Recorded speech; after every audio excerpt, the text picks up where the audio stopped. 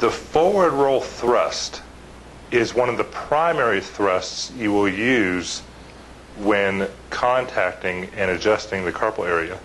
The forward roll thrust occurs by simply making your contact, your stabilization, and then rolling through into the adjustment.